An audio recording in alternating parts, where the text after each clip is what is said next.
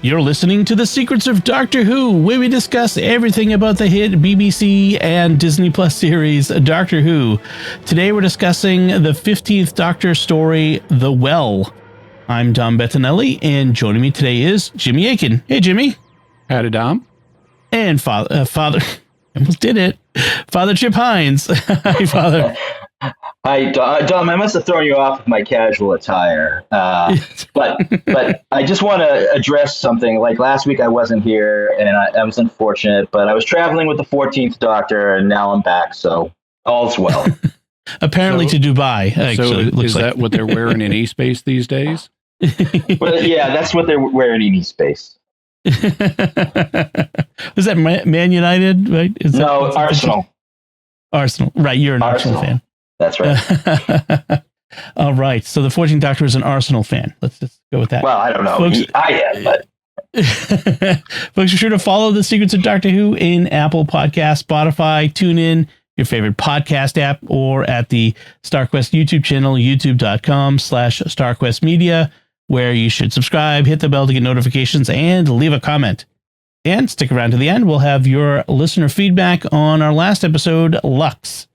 But in the meantime, Jimmy, can you give us a recap of what happens in The Well? This week, the Doctor and Belinda arrive 500,000 years in the future. They find themselves as part of a drop team sent to the surface of planet 6767 to learn what happened to a lost mining colony.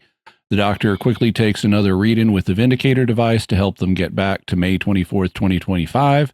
And they learn that everyone in the colony apparently went mad and killed each other. They also smashed all the mirrors. The only survivor is a deaf woman named Alice, who has been alone for 2 weeks.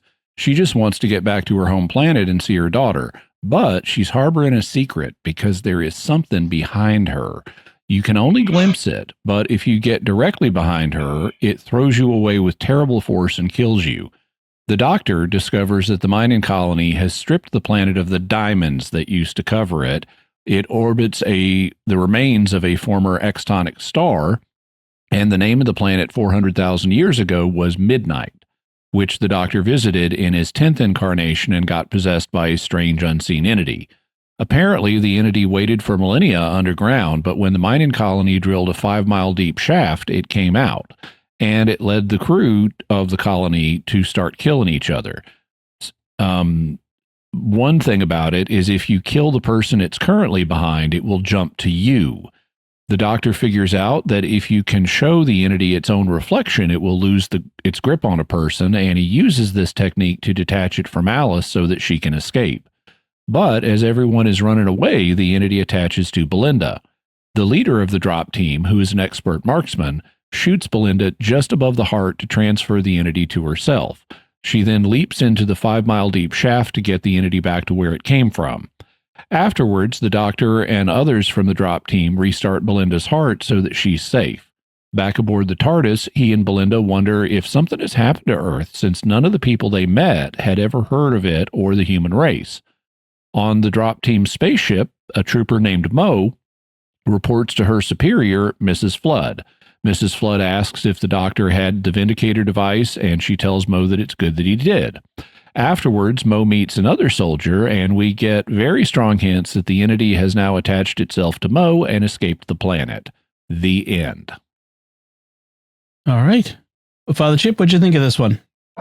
I liked it. It was kind of a cool adventure for this Doctor and Belinda. I enjoyed the interplay between them and the soldiers. I thought that it was kind of a cool original, well, not quite original, but a cool premise to have that entity, whatever it is, behind the deaf woman. I thought having a deaf character was pretty interesting. For television, you don't see a lot of deaf characters on TV, and I don't know why, but you don't. I thought the ending with Mrs. Flood was interesting. She's everywhere and all through time, apparently. So I can't wait to figure out what she's all about. I thought that was pretty cool. Excellent. How about you, Jimmy? What did you think of this one? I enjoyed it. I had heard rumors that this might be a sequel to midnight, which for my money is the best single episode of Doctor Who. And it's even better than Blink. Blink is a close second, but because one thing I learned about introducing people to Doctor Who is if you're gonna only have time to show them one episode, show them midnight instead of Blink, because the Doctor's not in Blink that much. So even though they're both really close to each other, I would give midnight the edge and use it as the entryway episode for Doctor Who. And I had always said they should never do a sequel to Midnight, because the less we know about the Midnight entity, the better, and the more of a mystery that entity is, the better the story works. So I was concerned when I heard that this might be a sequel to Midnight, but they did it okay. They easily could have ruined Midnight, and I would say they didn't ruin it. I mean, I haven't gone back and rewatched Midnight since then, but that's not my sense. I don't think this episode is as good as Midnight, but I did think it was very good. And I do have some criticisms of it, but which we'll get to. But bottom line, I think it was a really good episode. It was fun. It was scary. It's putting us up against an almost incomprehensible entity again. I don't think it actually needed to be a sequel to Midnight. I was literally just going to say that. Yeah. Yeah. Because the entity behaves differently here than it does in Midnight. It doesn't possess anybody. It doesn't do the repeat-in stuff that the Midnight entity did. This entity, it has a different MO. And so I would have just had it be a brand new entity that's incomprehensible and not made this a sequel to Midnight. But I don't think it ruins Midnight, which is important. If you're going to do a sequel to Midnight, please don't ruin the original. Right. Yeah. This generally falls into the Doctor Horror category. Like there's a certain categories of stories that they do, and they're doing a Doctor Horror. I get that one of the things they're trying to accomplish with the Disney Plus series version is they're trying to introduce the Doctor to a whole new range of possible fans, and by referencing one of the best episodes, like they referenced Blink last time, they're referencing Midnight this time. So by referencing it, they're encouraging people to check that out. So I get that. I agree. It didn't need to be the Midnight Creature. It didn't, like you said, it didn't act like the Midnight Creature. So why do that? This could stand on its own.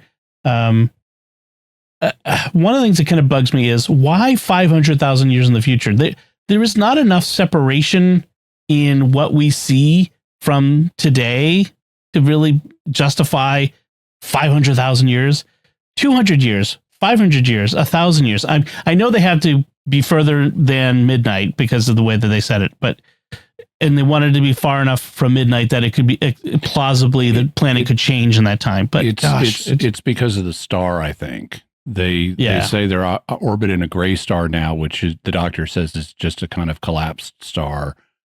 But they want the star to be different so they don't have to immediately say extonic radiation. Right. Because that was the thing about the star that Midnight orbited, was that it was throwing off all this extonic radiation that made the planet unlivable. And if you have that explained as soon as they get to the planet, everyone instantly is going to know this is a sequel to Midnight. Right. I was totally waiting for that too. When they say extonic and they said galvanic, I'm like, oh, so maybe it's not a Midnight sequel until later.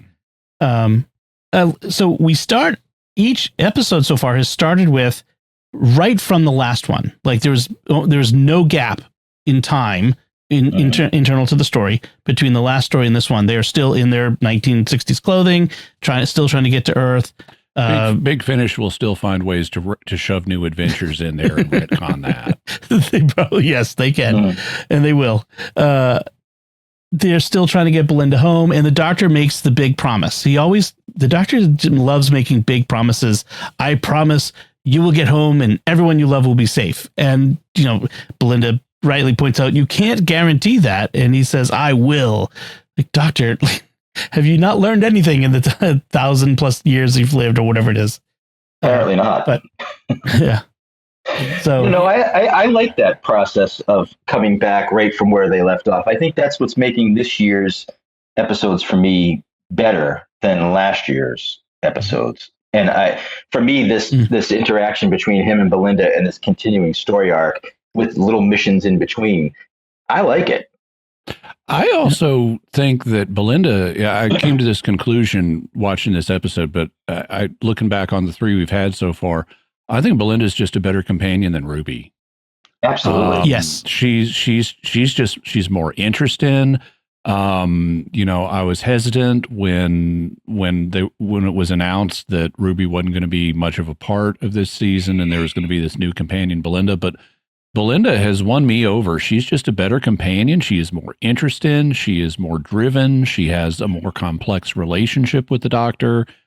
I think they hamstrung Belinda by shifting her, because there's apparently, between episode 1 and episode 2 of last season, there's like a 6-month gap in which the Doctor and Belinda become best friends. The Doctor and Ruby become best friends, and we never see that. Right. It's just all of a sudden in episode 3 or whatever, he's saying, "Oh yeah, she's my best friend," and I'm going, "Really? You haven't shown us that."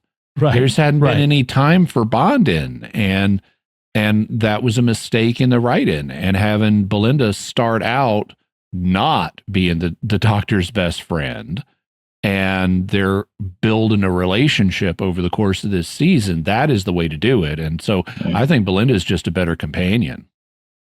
I agree. I really like her. And I like the actress as well, who, by the way, shows up in Star Wars Andor this season, and has been in a few other things I've seen her in. And she does a really great job. But I like the interaction. I always like it when we have a more complex relationship between the Doctor and companion. Again, I still go back to, I would love to have a dude from the 15th century or something again. Like, let's do something different other than just young British woman from London. But it would be that as it may, I think Belinda is the most interesting companion we've had in a while.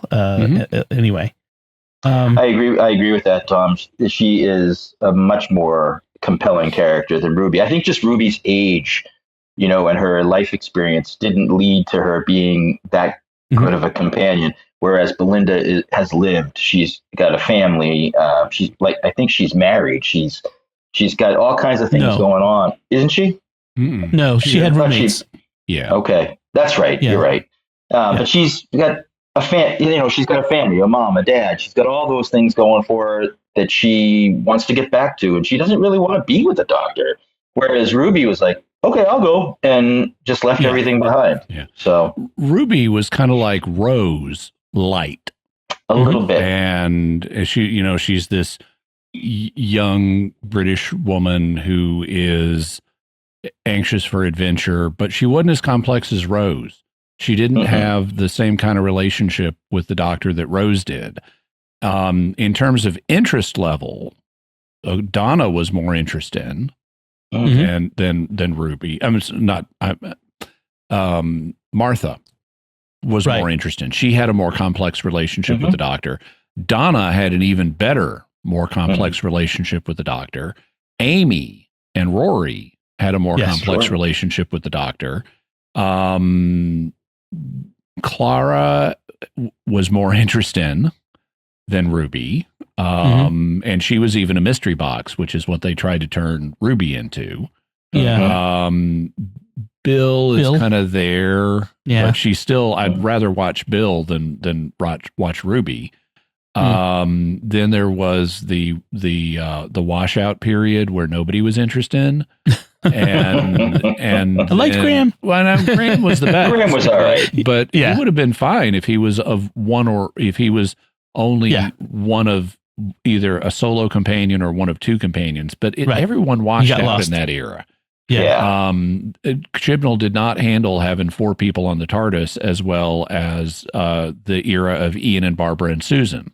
Yeah. And then we get Borin Ruby, who is a mystery box that has no payoff. And now we've got someone interesting again. So I'm on Team Belinda. Interestingly, Me too. Belinda is also medical professional, just like Martha Jones was. So it's almost, we're kind of repeating Russell T Davies' pattern from the 9th and 10th Doctor. You know, that, you know, it's just the first two companions, it's kind of similar in any way. So they need to take another Vindicator reading, so they land. They happen to put on the correct spacesuit and uniform to match with, like, I'm not sure how that worked, but okay. That was funny. I like before we know before we know that there's a practical reason there's in those suits. You know, we get the same sequence where they go in to change clothes. They go into a door on one level on the TARDIS, and then they come out a door a level above, wearing the new clothes. And they done that the previous episode where they got into 1950s clothes to a musical number. Yeah. To a musical number. And they're talking about how stylish the 50s were and stuff. And I like how they come out and they're wearing these jumpsuits and talking about how stylish they are. And it's like, okay, I'm here for this. This is what fashion looks like 500,000 years from now. You know what I like about what I like about those sequences is they enter on the lower level and exit on the upper level, and it got me to thinking it's like a reverse Batcave, you know, where Bruce Wayne used to jump on and Dick used to jump on those poles and end up in their suits on the lower level. It's a reverse Batcave. Right. Yeah. So we do have TARDIS separation right off the bat. TARDIS gets left behind on the ship in orbit. And will take 5 hours to get it down to the surface. That's as they say. So they have to drop from orbit, which is fun. I always love like the idea of like people jumping out of the spaceship and going through the atmosphere from orbit, which is terrifying to think about. And Belinda expresses it very well, that terror. We also get the Doctor, as soon as he's taken the Vindicator read-in, there is an explanation demanded of the Doctor by the trooper who's in charge of the platoon. Shia. And the Doctor whips out the psychic paper. And we have no idea we have no explanation for what the psychic paper is. The Doctor just uses it and says, "Who's your superior?" And Shia names someone, and he says, "Okay, because I'm superior to that person." and then the psychic paper fills in the details. And Belinda has never seen the psychic paper before, but she rolls with it and leans into the ruse. And so she's using their new authority to get stuff done. And I like how Belinda, you know, she's like Jamie. Okay, here's this thing I've never seen before, but I'm going with it. Right. One of the other troopers, Cassio, he's going to be our antagonist in this group. Played by Christopher Chung, and anyone who's watched the new Apple TV Plus series Slow Horses will recognize him from that. He's really good in that, but it's good to see him here, and he is suitably frustrating because he's going to screw everything up. We'll get to that, but I just want to mention him here. He's antagonistic from the start, and you mentioned the deaf person. We've actually had another deaf person in a Base Under Siege story not long ago by this point. The 12th Doctor in Under the Flood. What was that one where the base was underwater? The two-parter, yeah. And where the fact that the person was deaf played a role in the why things were the way they were and the outcome of it. Now, this is a little different in this episode because the script was not written with a deaf actress in mind. Instead, it was just going to be a minor person, a person who worked at the mine. But then they cast this deaf actress, and then they rejiggered the script to fit that. And here's where we hit one of my criticisms. Now, I have no problem with deaf characters. I think including a deaf character is fine. And I thought this deaf actress portrayed her part really well. I also think I liked some of the lines that she has. Like at one point, the Doctor is leaving. He's going to the command center, and he leaves Belinda with the deaf woman to like treat a wound that she has. And he turns off. Now it turns out the Doctor can sign in British Sign Language because he just starts doing it immediately. and I like that. Although it's interesting, the TARDIS didn't translate in this. Why not? It can translate street signs and written documents. Why can't it translate sign language? Well, in 500,000 years in the future, this person from another planet is speaking British Sign Language. I'm assuming that this is sign. Well, okay, that's what I'm getting to. But but I still like some of the lines that she gets. Like at one point. Yeah. They also have these devices that everybody can attach to their suit that translates their spoken speech into text, and it projects the text out in front of them so that Alice, our deaf character, can read the little text screen that's projected in front of the person. But the doctor and the doctor is quickly told by Shia, the head of the troops, to not just sign. They all need to know what's going on in these conversations. So she gives him a text screen and he uses it. But then as he's about to head to the command center, he turns it off and tells Ruby to be careful. Belinda. Sorry. It's okay. Yeah. He tells Belinda to be careful about Alice. And Alice looks at him and says, I can still lip read. Right. And it's like, yeah, that's a great line. So I liked the actress. I liked the character. I have no problem having a deaf character in general. I think I thought there were clever lines. I thought there was a lot of clever stuff. My problem is this is 500,000 years in the future. Exactly. I was thinking the same thing. Why is anybody deaf? Exactly. I mean, we have Good point. Now in the modern situation today in the early 21st century, there are people in the deaf community, and I know people in the deaf community. I had one of my cousins was deaf, and I know others as well. There are some people in the deaf community who don't want deafness characterized as a disability. They'll say it's a culture, and that's frankly nonsense. It is a disability. If one person has the ability to hear and another person does not, then the person who does not have the ability to hear that is normal for most people has a disability. What it is a disability that leads to a culture. Deaf people, because of the way they need to communicate, form a culture in a way that's different, for example, than blind people do. Blind people are part of normal hearing culture. They have some special things they have to do, but there's not as much of a sense of we are a separate culture the way there is with deafness.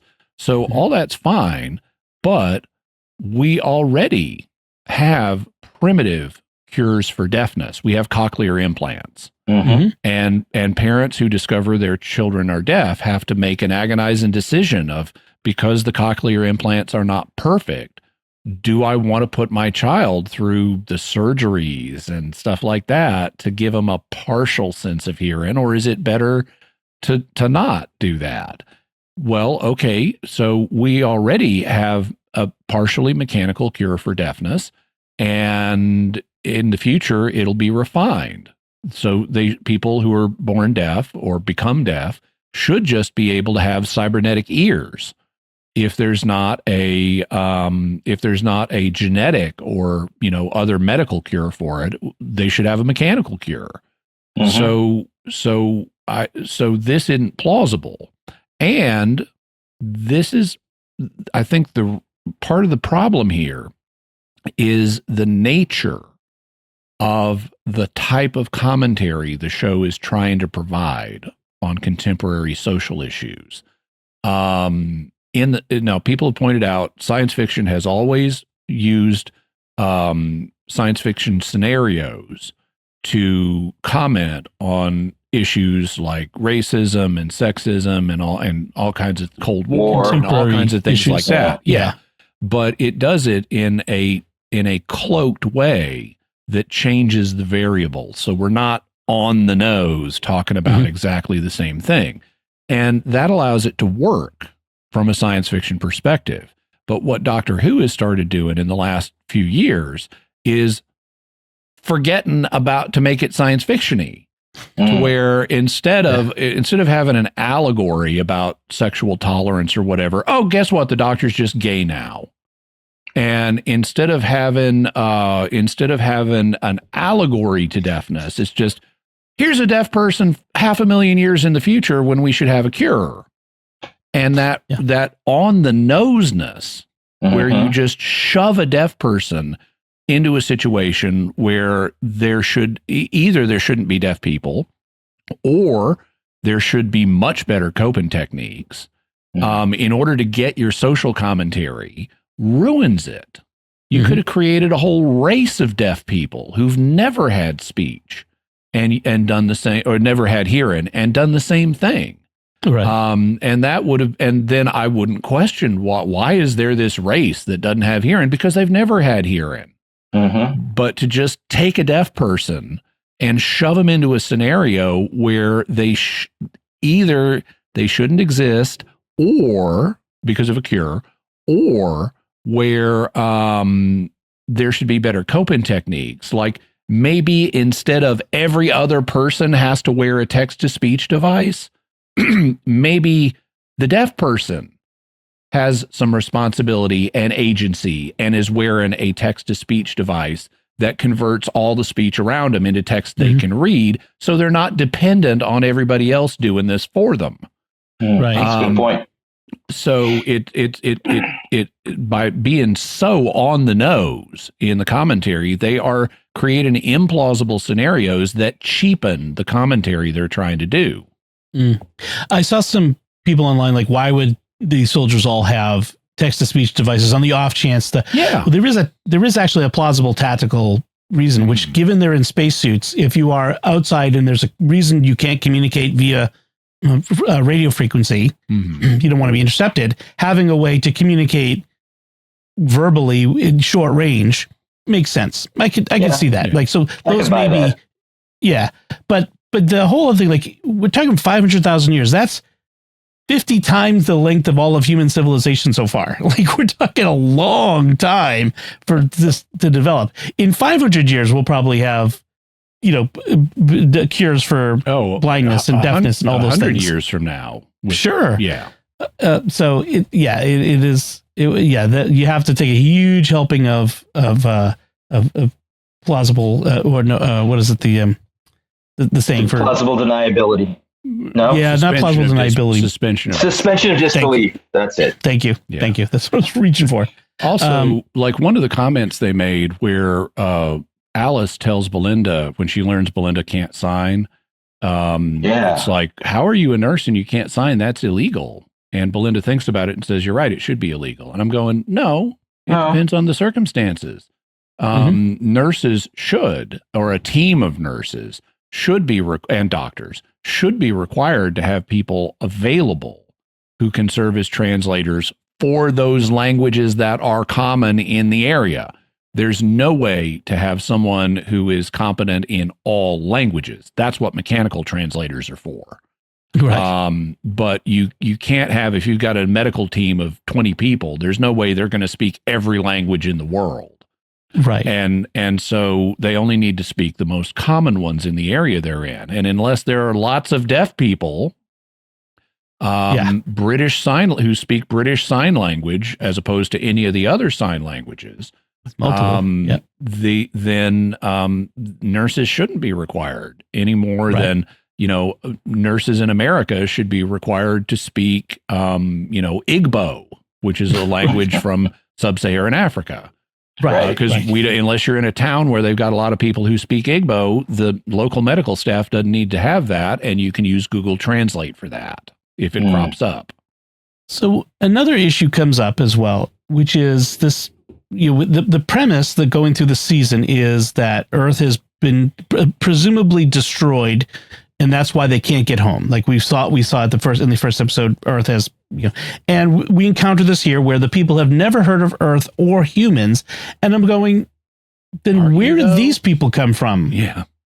Like, I mean, are Lombardic people different, similar enough in because they're from Lombardo as the planet, similar enough to humans to make that. And it's like, but they look the same, and we had the same thing in the first episode with the robot revolution, this other planet, and people were to all appearances exactly human, and it's like the Miss Belinda Chandra kind. Yeah, and it's like I get that Time Lords also look human from the outside. So is this a parallel evolutions thing then, where all these aliens look exactly human? It would seem to be. That seems to be. We regularly have, including Time Lords, we regularly have aliens that look human. Right. I guess so. It's frustrating because they don't make them look at all alien. There's no attempt to give them nose bumps or you know what I mean, like spots or anything like Star Trek does to make alien, mostly human aliens look alien. It's just split them down the middle, so half of their face is black and half of their face is white. Exactly. It's just variant. So we get. I liked the reveal of the gimmick that the creature is using to hide and to kill, which is the hiding directly behind. And it turns out that whatever's at 12 o'clock behind, if you look from above and the person's facing 6 o'clock, then you die at midnight is the phrase. Except who's going to think of, I'm looking at this person from 6 o'clock. The natural frame of reference is I'm at the top of the clock and you die at 6.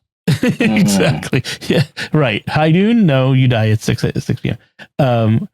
But like it also makes no sense that we can catch glimpses of it behind someone, but you can't see it if you walk directly around the person. That makes no sense. But I don't care. It's part of the incomprehensibility. I'm here for that. Right. I love. That's one of the things I liked about Midnight and about this creature is.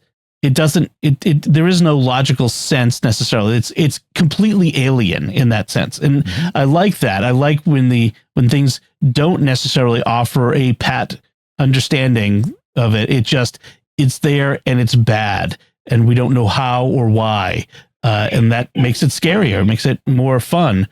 And we have that awful moment when Cassio is, he overrides, he deposes Shia, and he's determined to figure out what's going on, and he wants everyone to gather, walk around. And we get this moment where they're all surrounding her, and he's causing her to turn and make 12 o'clock keep moving and killing the rest of the squad. It's like, stop, just stand still, stop moving. And they're inconsistent about that because there's another point earlier where she's going, there's nothing behind me, and she does a 360. Yeah. And the room is not instantly killed, and they provide no explanation for that. I can headcanon that as if you whip around that fast, it doesn't have time to do its thing, but they don't provide, they're just inconsistent about it. Well, the creature's inconsistent. Yeah. Yeah. Well, I mean, the writers are inconsistent. But right. But that's kind of my headcanon too, is the creature. Yeah. One thing I did like though is that there is a provision in this military for what happens if your troop leader is incompetent. Because that's whatever his name is, he's trooper number one, Cassio. That's what he does. He declares a code red. And which means we've got an incompetent leader, and he can't just declare this on his own authority. He has to have a second. And so someone else, he says, does someone else second me? And someone else seconds him and concludes that Shia is incompetent at this point, and therefore her orders are not to be obeyed. And even though I'm not aware of any real world military that has this, at least as a general matter, although there are situations where you need agreement of key people to do certain things, like on nuclear submarines and stuff. But I'm not aware of a general "our leader's gone bonkers" procedure. But I can. It's plausible enough. I can see some militaries in a science fiction scenario having a judicial procedure like this, and I like that they're thinking that through, and it provides an extra plot complication, which leads to us having a bunch of red shirts die, because now we get to see what this creature can really do when Cassio makes his stupid mistake. Right. Yeah, and also there's apparently consequences if you do this. Like she's suspended until we get back, and a judicial board can be convened, or however he put it. And like, so there would be clearly consequences if he does this spuriously. Right. You can't take this lightly.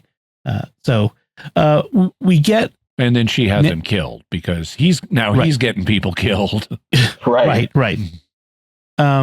So Alice just wants to leave and go back to her daughter. They add this bit in there about her having a young daughter that she's left behind and wants to get home to. So it creates more pathos, more sympathy for her, more compassion.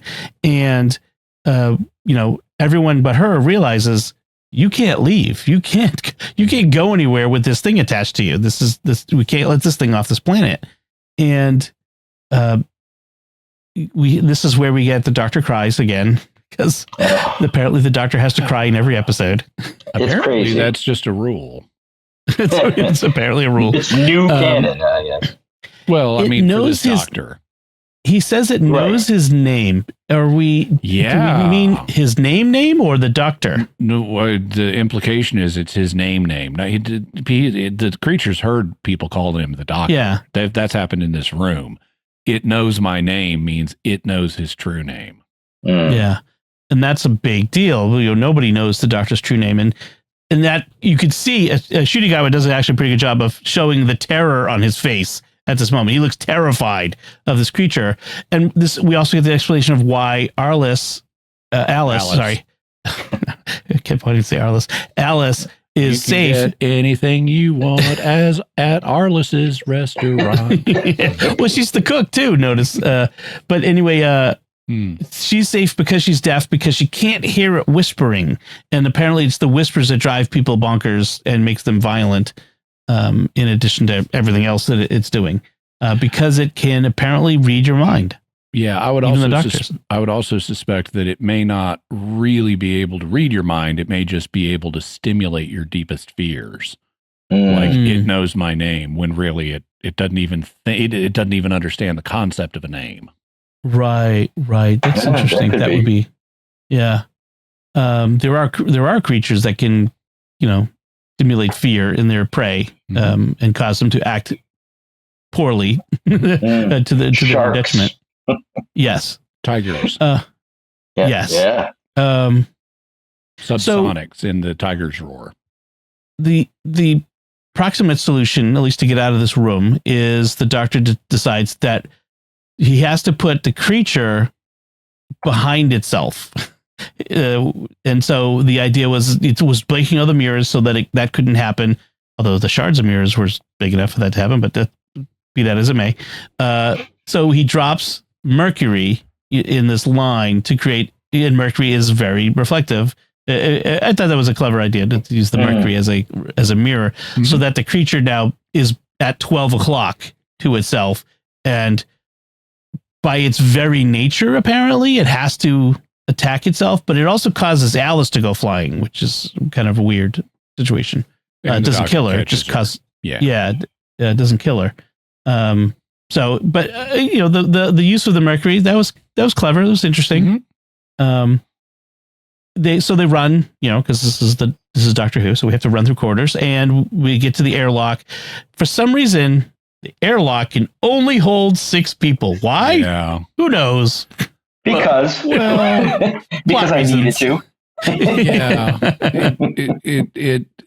It's plenty big enough, that's for sure. It's you could shovel way more than 6 people into that. Oh yeah. They're not handling it. It's the same problem as in the movie Alien, which is a great movie, but it's like the shuttle only takes 3. It's like, well, then why don't you have more than one shuttle if you've got 6 people in your crew? Good point. And this is kind of similar. It's an artificial limit. They could have addressed it more realistically by having a smaller airlock. Yeah, and then just a physically smaller set, and we could see that you can't shove more than a couple of people into it. They wouldn't have even had to raise it as dialogue. Yeah. If that airlock was only big enough for 2 people at a time, and it was just like a little cupboard, then they wouldn't have even had to raise it in dialogue if people are going through that. because we could see it's too small to have this whole crowd cycle through at once. I have to say, in the beginning, when Shia is like apportioning people, six go through first. Well, the next six will come through, and you, number 7, you're staying outside here to guard the outside. I was like, oh man, that poor dude. Turns out he was best off. He was the lucky guy. He lived. He was lucky 7. He didn't have any problems. So we get this moment where now the creature went to behind Belinda. And the doctor promised her that she'd be okay. So he challenges the creature to come to him, but it's Shia. You mentioned she's like, we've been told she's a crack shot. She could shoot anything. She's Space Annie Oakley. She can hit a womp rat at 20 meters, whatever it was that Luke could do. Bullseye womp rat. Yeah. Yeah. And so she's going to technically kill Belinda. So her heart will stop, but they can revive her, which is like that always gets me. That's a big leap of faith. Like even in 500,000 years, yeah, right. Like, well, I don't understand how shooting above her heart, not through. I mean, clearly they don't want to shoot through her heart because she'll be dead. But shooting above her heart somehow makes her dead. Yeah. I don't know. It was a weird. I thought it was a little bit of a weird plot device, but I understand why they needed to do it. But there was something about the biology she mentions. Yes, the vena cava and something like that. I don't know. I'm not a medical doctor, so I don't know if any of that's accurate. But I can accept, okay, I'm going to shoot her in such a way that her heart will stop, but still be restartable given the technology we have 500,000 years in the future. Right. Yeah. We got a little bit of backstory on Shia, this idea that she grew up somewhere in the wild lands. And as she's running back to the mine shaft, we see a flashback of her running perhaps from a creature. I think we got some kind of creature. I don't know if it was a creature. I thought it was like a war or some kind of conflict between different factions. Right. I liked her character though. Yeah. She's very Tasha Yar. Much more interesting. Yeah. That's true. And then the doctor chases her back to the mine shaft, although the doctor is running from behind her. Technically. Behind, like, I guess it's not. I guess the way it works is you have to be at a certain distance behind someone. Yeah. And he's too far. Let's go with that. Yeah. That makes sense. And then she does the final swan dive down the shaft to save everyone. The heroic sacrifice. Which is apparently fruitless. Because they then are going to implement the doctor's plan, which he actually got from one of the troopers, but he endorsed it, of nuke this site and never come back. Speaking of aliens references, nuke it from orbit. And then we get this strong hint at the end that the entity actually did get off of the planet. I wonder though, like, was it just showing the paranoia, like, because sometimes you see things like something behind you. It's meant to be ambiguous. Yeah. So we do get this scene with Mrs. Flood, the mandatory Mrs. Flood scene now. We're getting a little bit more every time, So this time we learn that it's important for her that the doctor be taking these vindicator readings in order to triangulate back to Earth. So something for her. She wants him back on Earth. For the big finale or what she thinks is going to be the big finale on May 24th. Right. In that episode is we know is entitled Wish World. So kind of interesting. Lots of speculation can go there. Any other thoughts on this one, Father Chip? No, I think we've covered it all. I like the episode. I think they're seem to be getting better as we go along. I didn't really like the first episode. I kind of like the second episode, and this one I really liked. It was just felt more like a Doctor Who adventure than some recent adventures. Good point. Jimmy, any further notes? Yeah, I really like this episode. I don't think it needed to be a midnight sequel, but I really liked it. I would have tweaked a few things, but it was a good episode. It was very entertaining. It was very scary. I liked the incomprehensibility of the creature. Mhm. One thing I've seen, given that it is a midnight sequel, I've seen some people compare this pair of episodes to the first two Alien films, where you have in the first Alien film you have this finite group of characters in a closed environment, the Nostromo, and this evil entity is picking them off and causing them problems. And then in Aliens, the second Alien film, you send in the Marines. Now, those Space Marines in the second Alien movie, they totally deserve to die. But on the plot level similar, and these didn't all totally deserve to die. Yeah. But on a plot similarity, there is a kind of resonance between the two. And apparently this episode was not originally meant as a midnight sequel, but Russell T. Davies concluded that once they started getting all these pieces on the board, that it sounded so much like Midnight, we may as well make it a midnight sequel. Personally, I'm skeptical of that, but I wonder if it's a midnight sequel, will that juice the ratings? And that's part of the reason you want it to be a midnight sequel. Right. Because it's not this creature really does not act like the midnight entity. But we still end up learning so little about it that and it's still so incomprehensible that I don't think it ruins Midnight. Mm. There was a note on the TARDIS wiki that people seeing something behind them was reminiscent of the semi-perception of the time beetle in Turn Left. In Turn Left. Also, perception filters is a thing. Yeah. Also, there are ways you can see what this creature looked like now, because we see enough of it that you can freeze frame, and you also can. There are some behind the scenes production videos where they used a guy with a mask that looks really melted and weird. But you can find what this creature looked like. I'll have to look at that. Yeah. There's also a reference to Similin, which is a medicine that we got from Robot Revolution.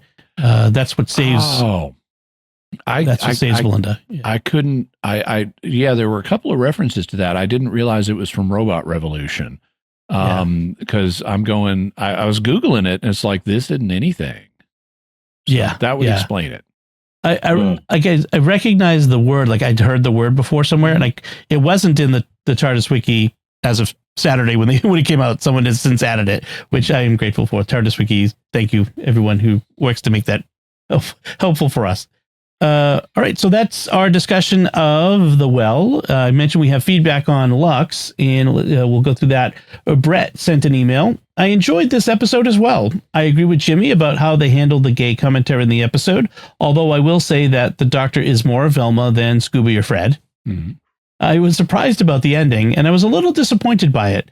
He was essentially defeated by giving him exactly what he wants, making him more powerful. The whole time I thought his defeat would be responding to his continuous "don't make me laugh" line. He kept repeating it when the Doctor was saying, "You have to tell me how to defeat you." So I thought someone would need to tell a joke or otherwise make him laugh. I certainly didn't think the answer was going to be give the villain everything he asked for and wanted, because what could go wrong?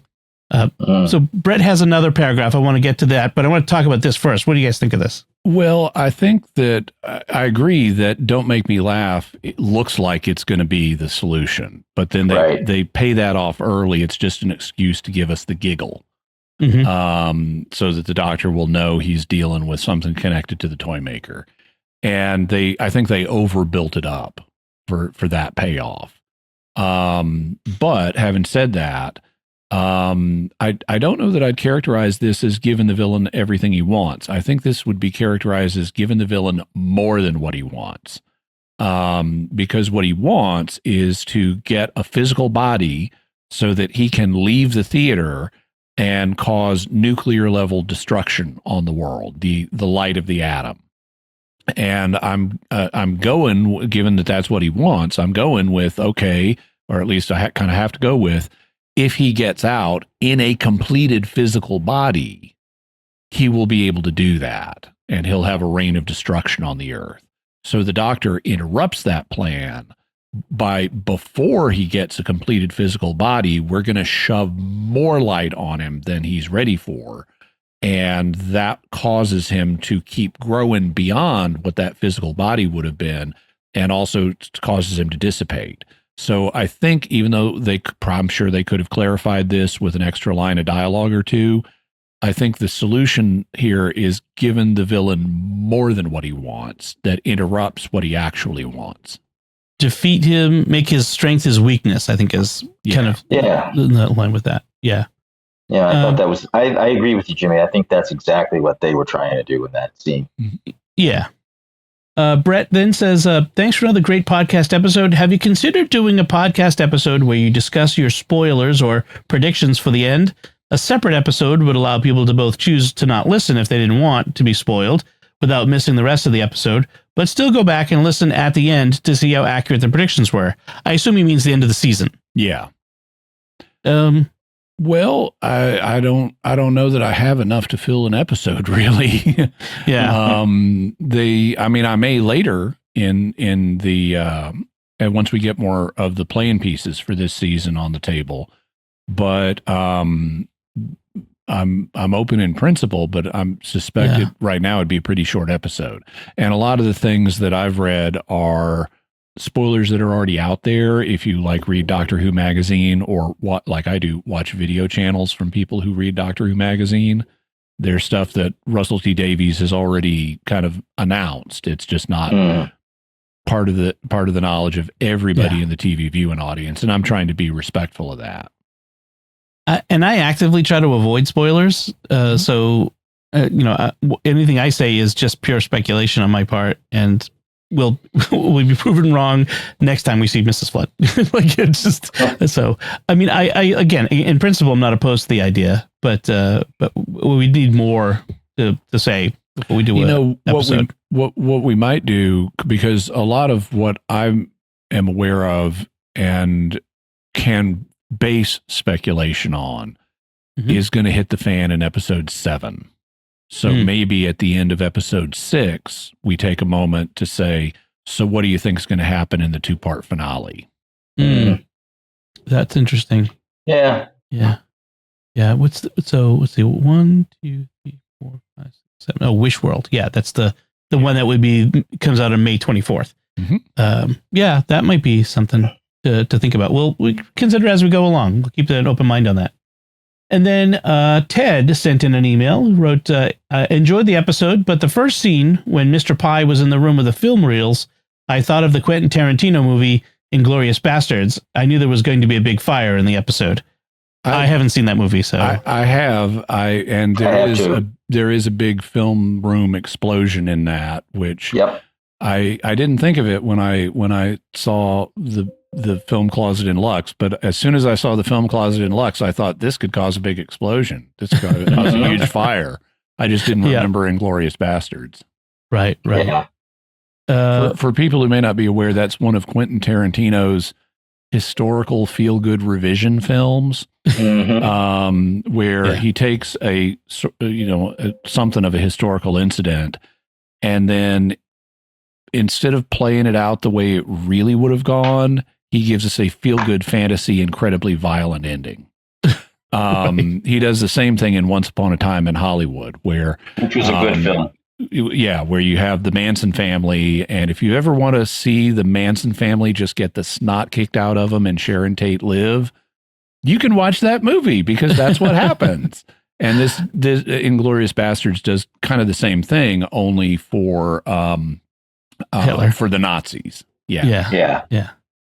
I haven't seen either, although I did see a scene from Once Upon a Time in Hollywood where they break into his house and there is a satisfying amount of retribution against the Manson family members from Brad Pitt and his dog. and if you're a fan of Quentin Tarantino films, one that I would highly recommend is The Hateful Eight.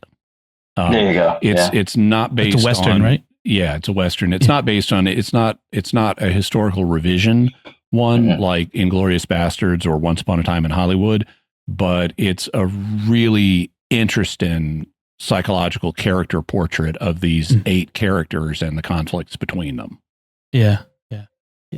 It's hard to recommend Tarantino because of the violence and the blasphemy and the the content, but the guy knows how to make a movie. He does. All right. So thank you, Ted and Brett, for your feedback. We love getting everyone's feedback, so be sure to send more in. Before we go, we want to take a moment to thank our patrons who make it possible for us to create the Secrets of Doctor Who, including GWP, Joshua B, Joshua C, Sam D, and Nick H. Their generous donations at sqpn.com/give make it possible for us to continue the Secrets of Doctor Who and all the shows at StarQuest, and you can join them by visiting sqpn.com/give. So that's it for us this time. We would love to hear what you thought of The Well. You can let us know by commenting on the show at sqpn.com or the Secrets of Doctor Who Facebook page. Send us an email to drwho@sqpn.com. Visit the StarQuest Discord community at sqpn.com/discord. And you can watch the Secrets of Doctor Who on our YouTube channel at youtube.com/StarQuestMedia, where you can leave a comment there after subscribing and liking. We'll be back next time when we'll be discussing the next 15th Doctor story called Lucky Day and the Return of Ruby Sunday. Until then, Jimmy Akin, thank you for joining me and sharing the Secrets of Doctor Who. Awesome. For the listeners, Jimmy signed his sign off. And once again, I'm Dom. I said thank you, Dom, and see ya. And once again, I'm Dom. And Father Chip Hines, thank you as well. Well, thank you, Dom. And I would like to say hope is relevant. Very good. And once again, I'm Dom Bettinelli. Thank you for listening to the Secrets of Doctor Who on StarQuest. And remember, you die at midnight.